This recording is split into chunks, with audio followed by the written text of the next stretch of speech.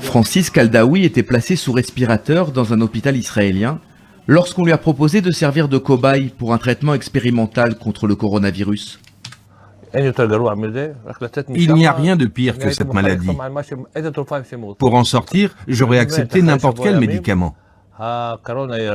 Et effectivement, après quelques jours, l'infection a diminué de moitié. Mon état s'est amélioré et 2 semaines plus tard, je sortais de l'hôpital.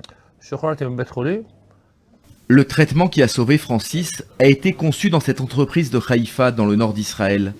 À l'origine, elle fabrique de la matière osseuse à partir de cellules souches, comme ce tibia reconstitué en laboratoire. Les malades du corona ne meurent pas à cause du virus, ils meurent à cause d'un emballement du système immunitaire qu'on appelle un orage cytokinique. Le virus entre dans le corps, dans les poumons, des cellules du système immunitaire arrivent sur place et attaquent le virus. Et alors elles se multiplient de façon très intensive.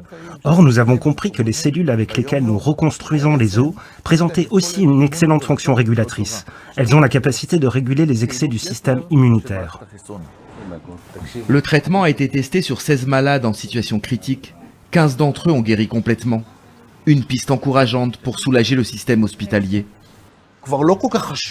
Pour les décideurs politiques, l'important n'est plus le nombre de personnes infectées ou le pourcentage de tests positifs.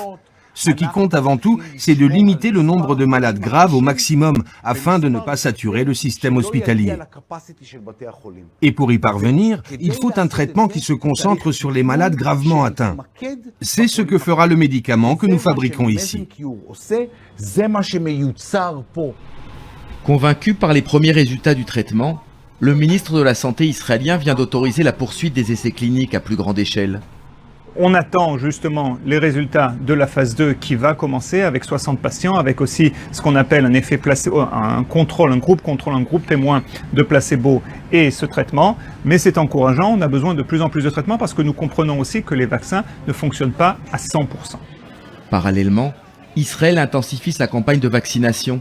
La 3e dose est désormais proposée aux plus de 50 ans. Les autorités misent sur la combinaison du vaccin et d'un traitement efficace pour sortir enfin de l'épidémie.